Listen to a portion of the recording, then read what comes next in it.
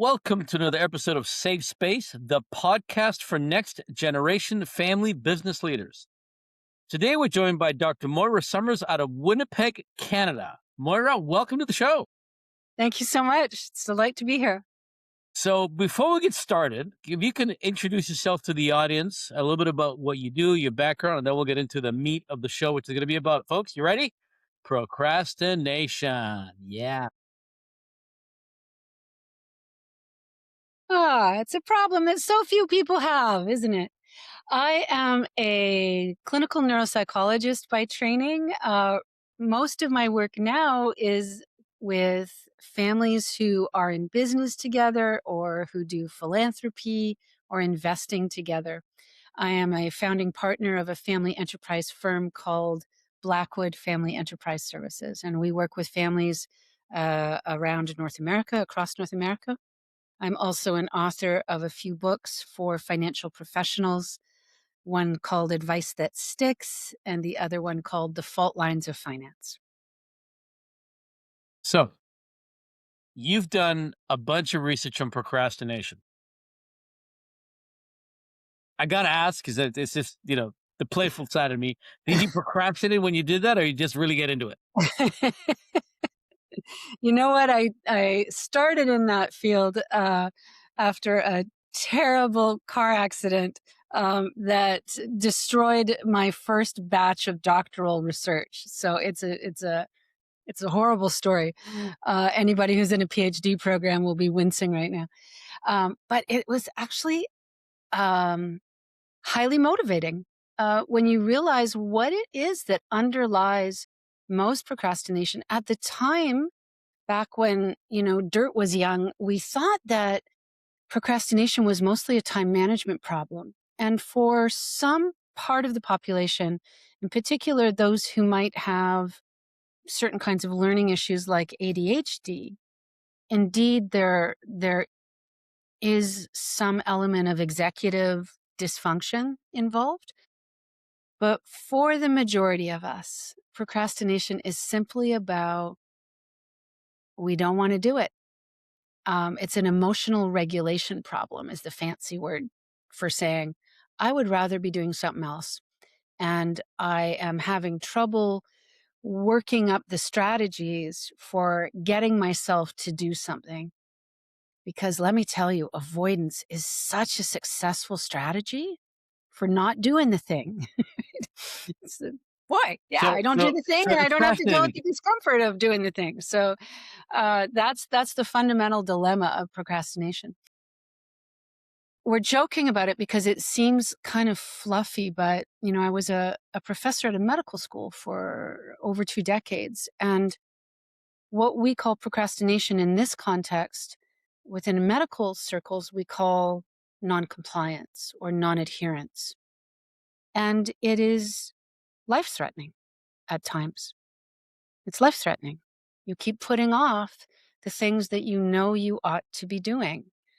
And it's vexing for financial professionals as well as for medical professionals that the best kinds of advice, the advice that can be life-saving, the advice that can be future-proofing, doesn't get acted on, even though it's technically sound, because there's something that's getting in the way, either at the level of the professional, they're not skilled enough to know what's going on, or at the level of the client, or something within the social environment.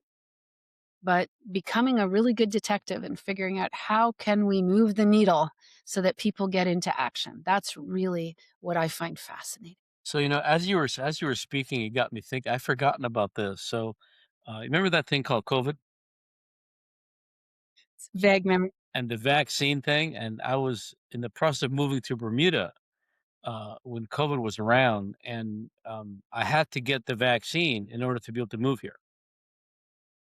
And I remember I was living in Vancouver at the time, and I went to the convention center, and there's all the people lining up to get the vaccine.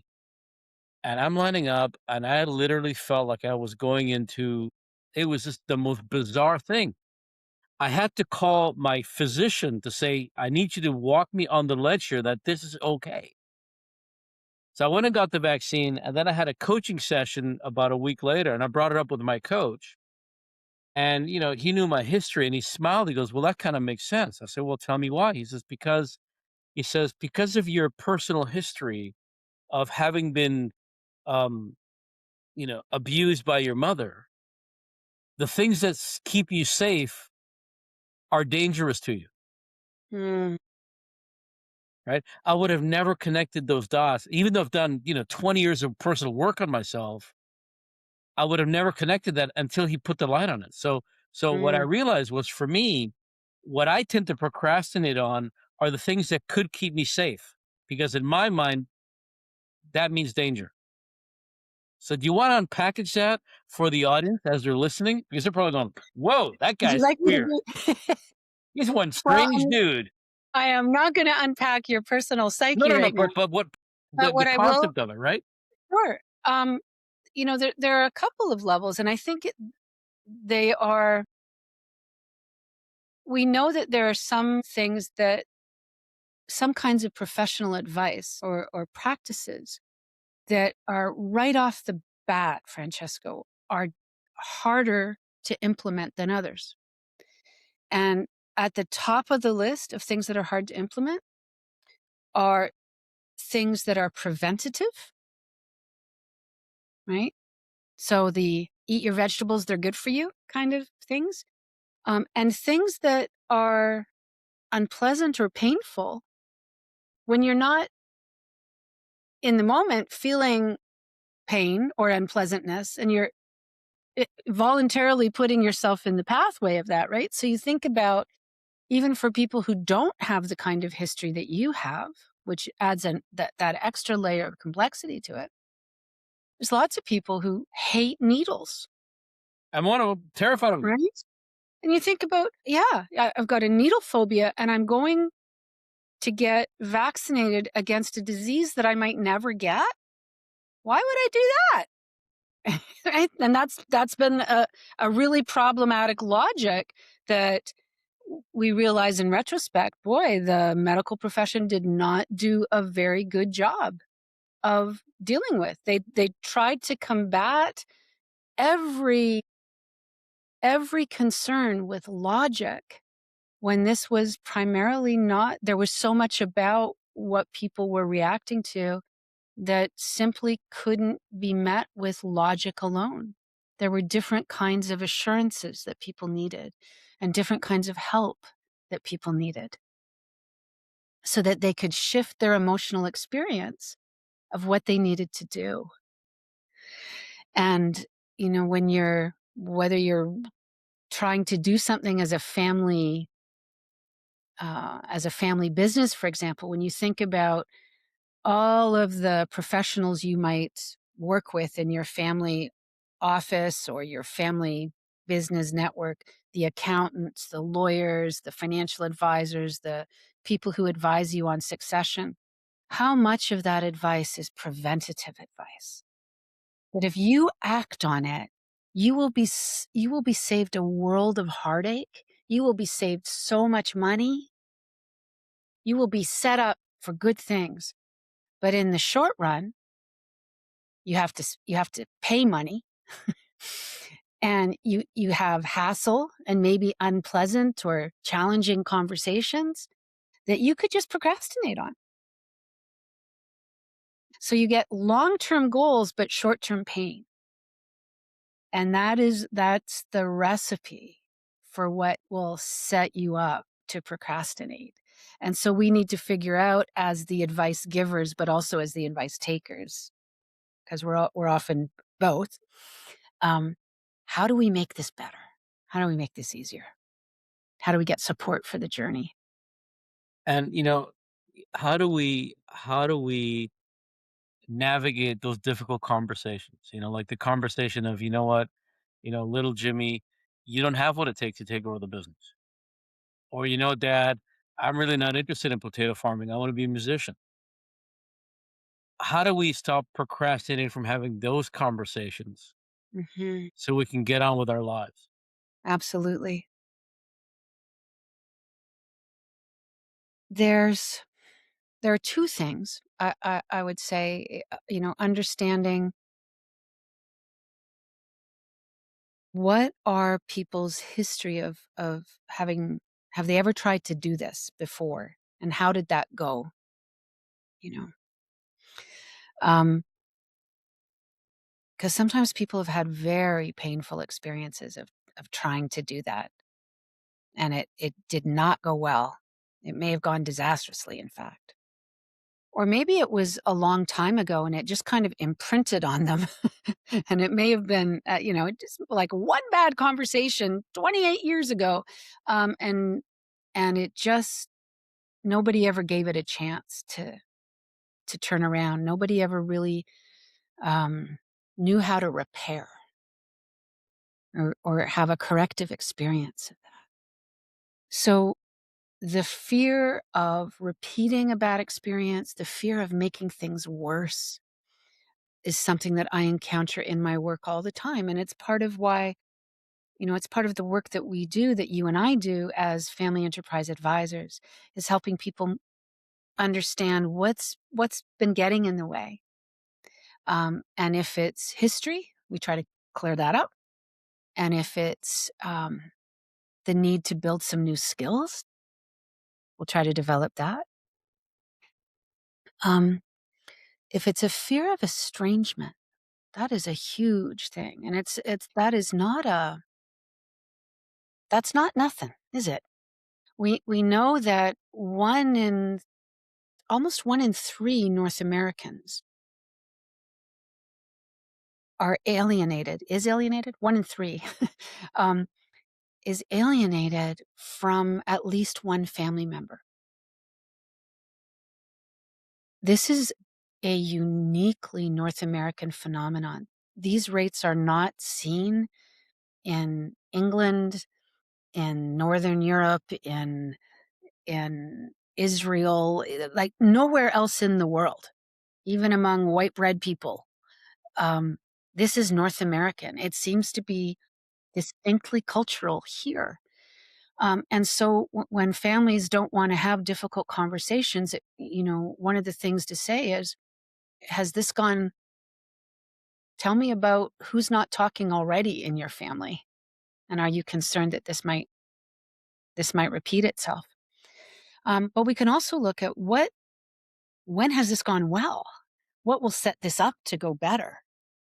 And how can we help tip the balance so that we can have that? How do we get your nervous system regulated so that you're in the best possible shape? How do we set up the meeting? How do we do the advance work, so that we make sure that people have the skills they need to get to the right place with this conversation? So more, you talk about how do we set up the meeting? I think, I hear a lot of advisors around the world, that say, well, I run family meetings for families. What kind of advisors? Sometimes they're investment advisors, legal, accounting, investment Okay. or Okay. insurance advisors, that sort of stuff. And let's talk about the different levels of what is involved in a conversation or a family meeting. Because what I think is advisors and families don't understand what a family meeting really is and what's possible in a family meeting when there's a level of vulnerability and emotional intimacy versus when we keep a sort of superficial level. Yeah, I think that's a really helpful distinction, Francesco, because oftentimes people from those technical fields are very skilled at running meetings that have technical questions and technical solutions. Right. And they're great, their natural skill set is to ask great questions. Well, what I realize is sometimes, they come up with the questions, but where's the behavioral change in order to be able to go to a deeper level of conversation? Yeah. And so, at Blackwood, within your business, within the work that we do at the Financial Transitionist Institute, for example, we talk a lot about money itself, the realm of money itself having 2 sides. There's the technical side, and there's the personal side. And the technical side is all about the law. What are you allowed to do within the structure of the tax code? What's legal? What is advantageous from a tax point of view? Um, what is the right timing to do the freezes within the estates? All of these things are highly, highly technical. But then there's the personal side, and that has to do with values and purpose and meaning. And it also has to do with things like what people understand and what their history with money has been. And both sides, you know what? Both sides are complex and both sides are equally important. But what we talk about in our training at the work we do at Sudden Money Institute, at the Financial Transitionist Institute, is that it's the personal side that has the veto power. If you're talking to somebody and this does not, your very sound technical advice does not make sense to them at the personal level, either because they don't get it or they're not ready for it, or they know in their hearts that there's something going on at the level of family dynamics that makes this not the right time, then they will not pull the trigger on this technically perfect advice. And so the advisors all sit around the table going, I told them what to do. I've This is the 17th year in a row that I've told you you need to get an estate plan in place. What the heck? And it's like, that's when you know that, in fact, you can't run this meeting on your own. You need to bring in somebody to help, or you need to develop more skills on the personal side to bring this home. Because often there's a tenderness that underlies this, or there's an anger that there's so many things that go under it. And the more people there are in the system, the more personally complex and emotionally complex it is. And you need training, or you can really mess that up. So I think that our all of us, no matter which side of the table we're on, whether we're on the technical side or the personal side, as professionals, we need to make sure we've got this really rich professional network that we can draw upon, and that we learn skills of collaboration. Yeah, and it's important, because, at the end of the day, we all wanna serve, we all wanna help our families, Yeah. and it's important for us to remember that sometimes help can mean that we get out of our lane, and we need to remember to stay in our lane, you know? Francesco, I just finished writing a book about financial misconduct by financial professionals. And where your mind where people's minds often go to is like, don't be Bernie Madoff, right? It's like, Yeah. well, most financial misconduct is not committed by slathering psychopaths. It's committed by people who are trying to be helpful and who do exactly what you just said. They get out of their lane. They end up giving advice in areas where they're not actually qualified to give advice, or there's other kinds of boundary violations. They don't realize that they are too allied with one member of the family, and they have not given fair and equal treatment to other members of the family, and they were not able to see that, and that got them into trouble. Right? And that was not because the advisor was a psychopath or that they set out to do harm. It's just they didn't know, and they didn't put themselves in a position to be observed and corrected. Yeah. So, how can professional advisors work better together? Because one of the things, human beings, um, we're territorial, right? Hmm. And some of us have insecurities, which is normal. We all have insecurities. And sometimes those insecurities get in the way of bringing in professionals that can help our client. How would you speak to those individuals that say, you know what, I know that Moira can really help my client, but I'm really worried about that if I bring her in, I'm going to lose credibility. I'm going to be seen as I should have known better. I should have dealt with that. How do we help them gain the confidence? That, Maura can't help my client, so I'm gonna bring her in. Hmm. Well, I suppose, that there may be some people out there who've really been burned by bringing in other people. So I have to respect that there may be a 100%. history there, right? People who steal your sheep. Yeah. So finding really trustworthy people to consult with is part of our jobs. Not only to protect ourselves, but to protect the families Yes. that we work with. Who are the people that we we have vetted, and that's a careful process of relationship building and seeing them in action in small ways and then bigger ways, and checking references and doing all of that stuff. Um,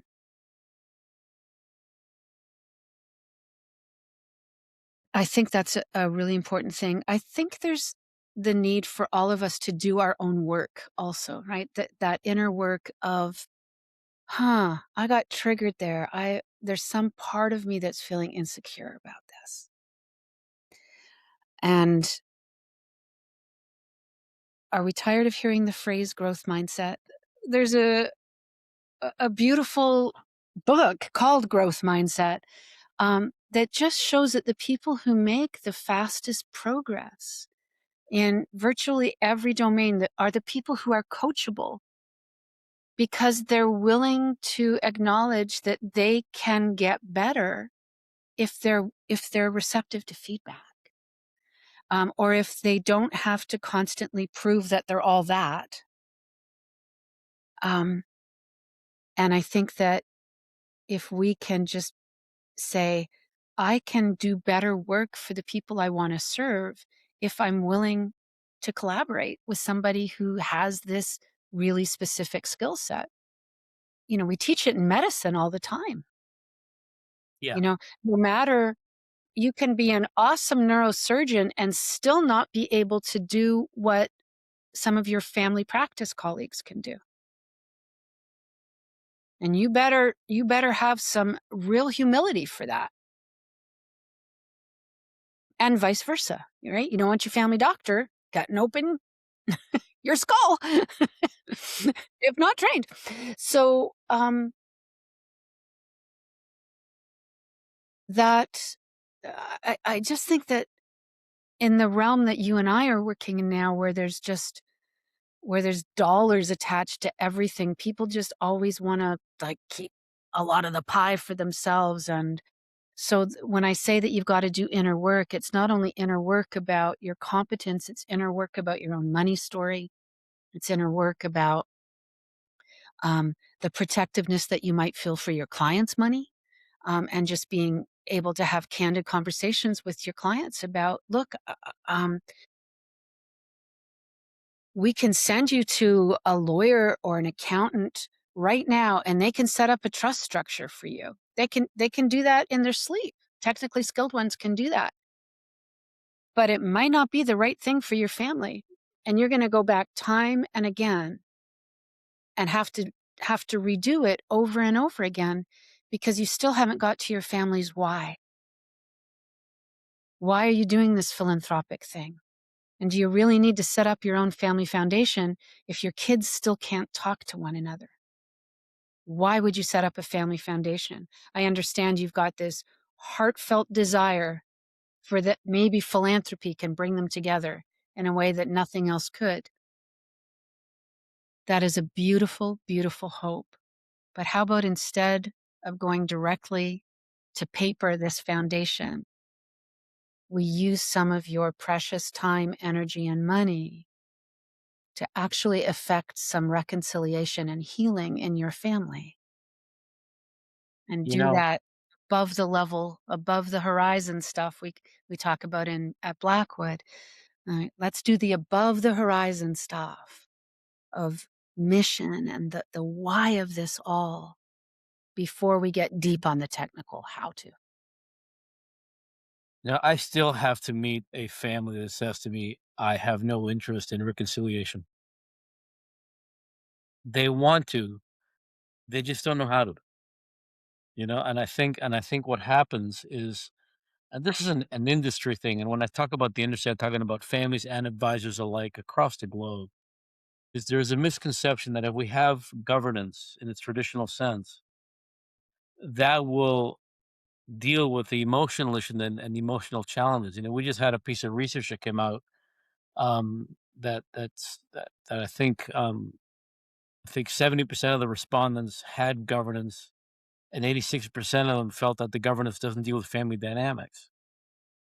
So, how do we move the needle from an industry perspective to say, yeah, we are human beings, and we need to recognize that structures don't deal with emotions, but we can structure emotions in such a way where they're beneficial instead of a liability. Well, amen. I mean, governance is put in place so that you can start making decisions based on policy instead of personality or power or all of those things. But the people involved that you are trying to govern change over time. Like the cast of characters change over time as Yep. well as the individuals change over time. And you still often need skilled facilitators in a room to say, help us get through this hard patch. Help us get through this hard patch. Because, you know, the governance documents themselves can be kind of like the trust documents. You can paper anything, but it doesn't mean it's the right paper. And all of us can get better at learning the skills of family. And boy, the skill of repair is one that I don't think we learn enough of. The skill to say, "Oh my gosh, honey, I blew it. That came out way stronger than I intended." Or, "That was so unskilled, I can barely look you in the eye. I am so sorry, will you forgive me?" And that Yeah. goes up and down, Yeah. right? The age spectrum. That isn't just parent to child, that's child to parent and sibling to sibling. And we don't teach that. We can't have that level of accountability unless we've done work on ourselves. Or unless there's somebody in a room who can model it for us or teach us that, you know, I mean, I laugh sometimes in part because I recognize it in myself, but I frequently find myself saying, "An apology is not a kidney. You have more than one you can give. Like, you don't I have to save it love up. that.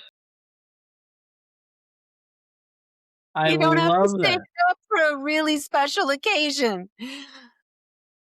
Right? Yeah.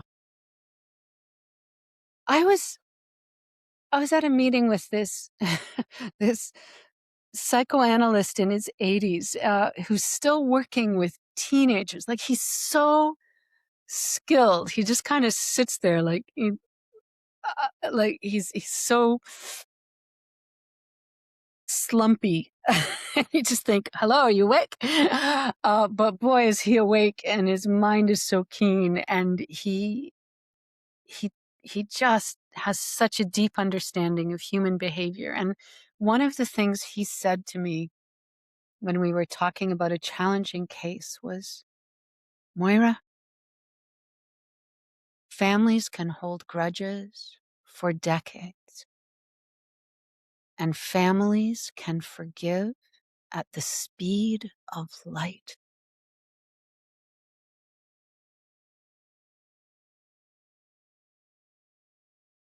And the other day, Francesco, I was facilitating a family meeting, and it was going okay. I would sort of give it a B, B minus. It was like the first time we were getting together, and was compared to what we thought it might be. That was great because we didn't know if there was, if the fur was going to be flying, but it was pretty good. But over lunch, some the, one of the siblings just told me about an event 30 years earlier where something had happened and she had let down her sister. She had not kept a promise to her sister. And she said to me, well, the sister said, yeah, I remember that. And I came home and, this was the result of that broken promise. And she turned to her sister and she said, I am so sorry. Hmm. I was Magical moment. so young and so stupid and so insensitive.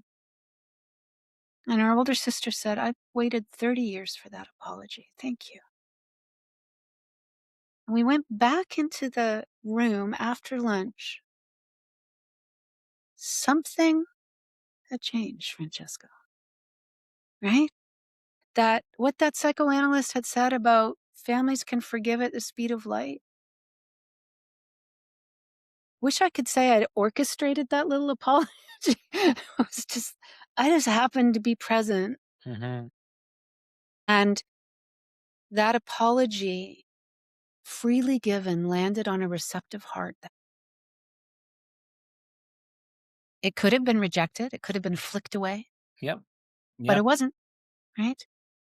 And so what is it that sets people, we had done months of prep work for this meeting to take place. We didn't just throw these people in a room and say, let's see how this goes. Because it could have been disaster.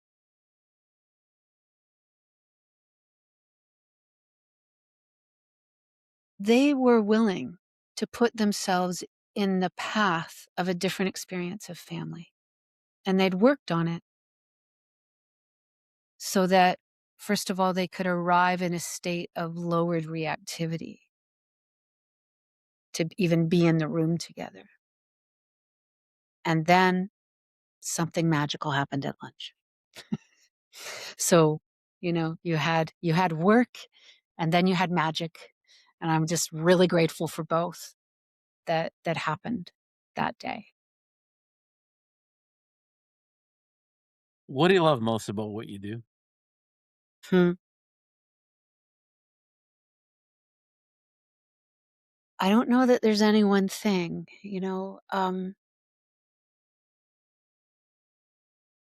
I think it is, I think it's just witnessing the beauty of family. Yeah, that's it for me. For moments like that, that's the juice right there. Yeah. To be able to just witness it, just to be a part of it is magical. Yeah. It's not, in my clinical life, I do family therapy. And I always say to people, this isn't family therapy. This is facilitation. To see families who are willing to put themselves in that path. If they need therapy, I get them to a therapist. But to see families who are willing to develop some new skills and some new way of thinking, and then some new ways of being, it's just beautiful. I also love working with really smart, caring professionals, in that colleague network that we were talking Mhm. about a few minutes ago. Um, and I love seeing what happens when progress is being made, when people are able to take action, when that procrastination is overcome. Because the families that we work with, they they are often families that employ hundreds of other people and affect all of these other families in their communities, right? And they are, what do you call that? The ripple effect, is so lovely to behold. So, yeah, there's lots. It's relationally complex, it's emotionally complex, it's rewarding to see that kind of stuff happen. So, Maura, we've come to the end of the show like I knew we would in the blink of an eye. We've covered a lot of topics. Loved your energy, loved your groundedness. What's one piece of advice you can offer either founders or next generation or advisors based on your journey and your expertise and your wisdom? Mm.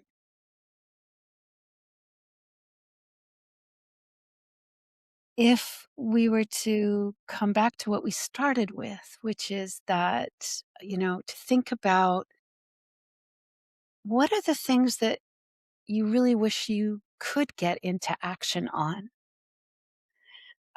What is the next possible smallest step you could take?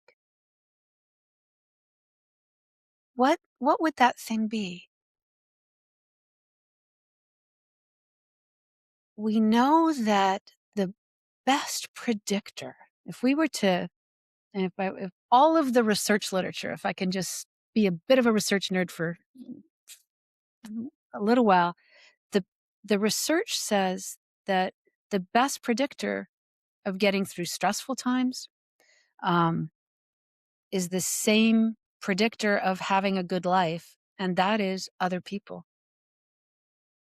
And so if you find that you are repeatedly getting stuck on getting some important things done, ask yourself not only what is the next possible smallest step that I could take, but who could I ask that might be able to take it with me?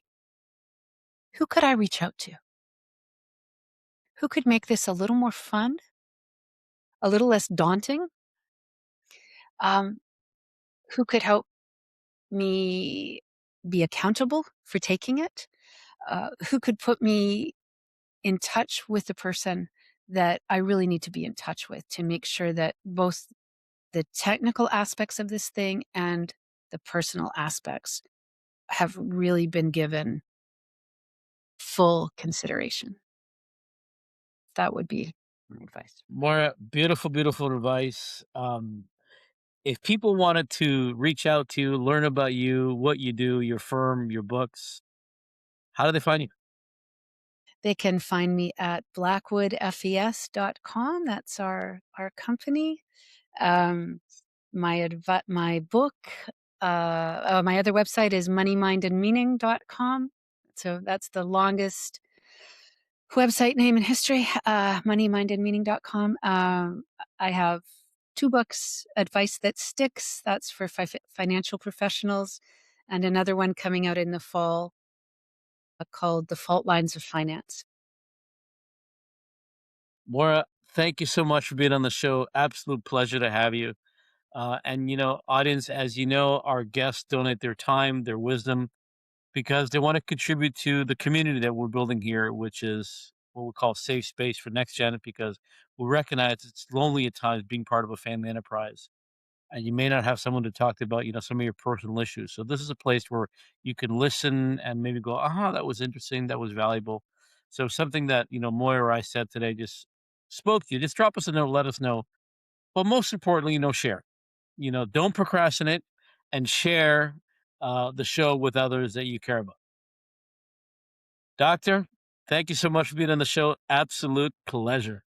Thank you. It was a pleasure to be here.